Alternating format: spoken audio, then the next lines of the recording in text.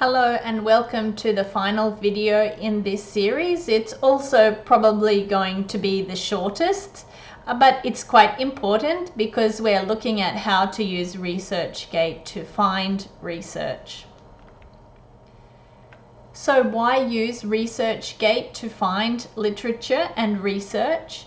We may have access to literature databases, but they are expensive and not all institutions have a broad access to many different subscriptions. So ResearchGate is one area where we might be able to find research. We're also able to find different types of research, so not just peer-reviewed articles, but for example, in the case of Japan, in university bulletins, which may have research that is of interest but might be quite difficult to find. So many international researchers now are adding their outputs, or at least details of their outputs, to academic social networks. Many journals now are allowing researchers to upload pre-print versions at least of their articles, and so it may be a space for researchers to get access to literature that they might not be able to access anywhere else. Also, the algorithms that are used by ResearchGate personally are quite good at making appropriate recommendations. Of course, they are not perfect, and our literature searches should not be limited to one tool. Not everyone uses ResearchGate, not everyone uploads all of their outputs. So this is one space where we might be able to find research.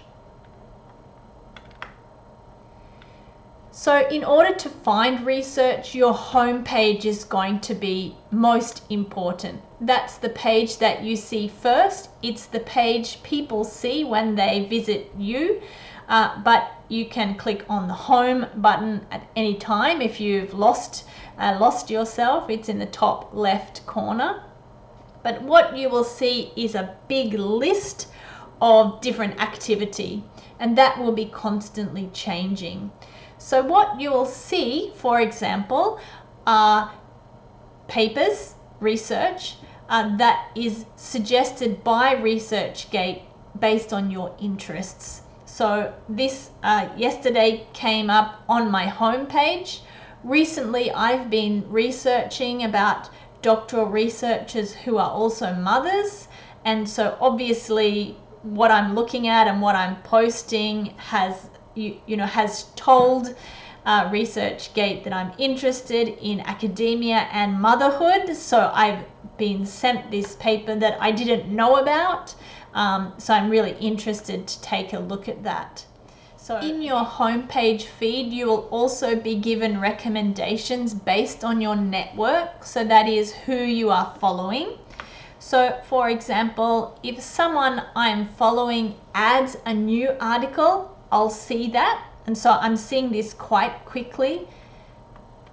If someone I follow is cited in a publication, I might also see that in my feed, in my home feed. Again, I won't see everything that everyone does because there's, especially if we are following a lot of people, but the algorithms are all working to try to give you the information that it feels is most appropriate for you. So again, following the right people is really important.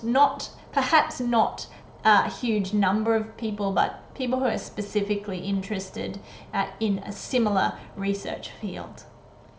Again, based on your network, if someone you follow recommends some research, you're going to more likely see that in your field. So someone I follow is recommended for items, and I've been that's been given attention to me.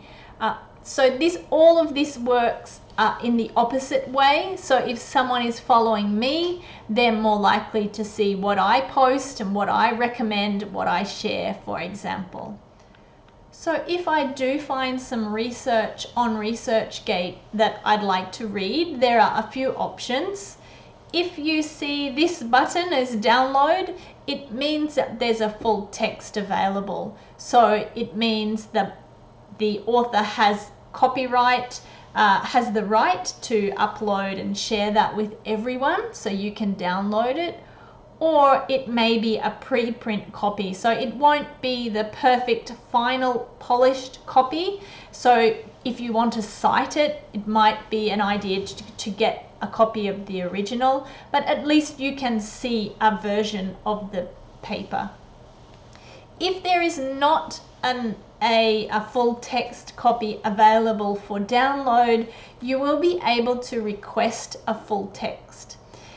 If that researcher has uploaded a private copy and they regularly access ResearchGate, they'll get that notification, and with the click of a button, they'll be able to send you a copy for your own personal use in a private message. And that is all done quite easily with some buttons, but again, it is not a perfect solution to accessing research. For example, if they don't access ResearchGate very often, but it is a chance that you can get some relevant research that you can't access anywhere else.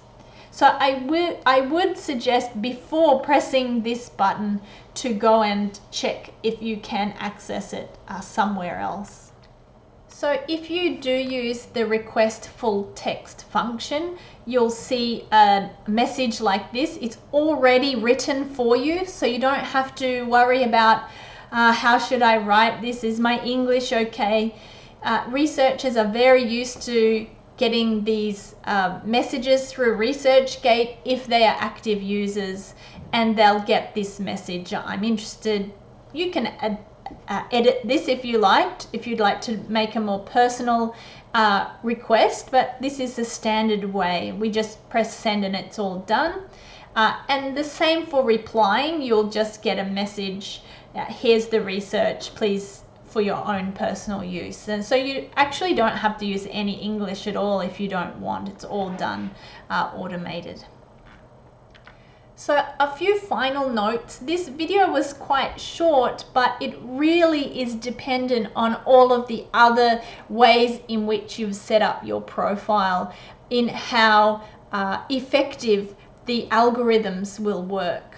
So if you make sure that you set up your profile really well with your interests and your experiences listed, if you're sharing your research with others so that the algorithms can learn what your field is and your interest in the keywords, and to follow the researchers in your field so that you're more likely to see their research in your field.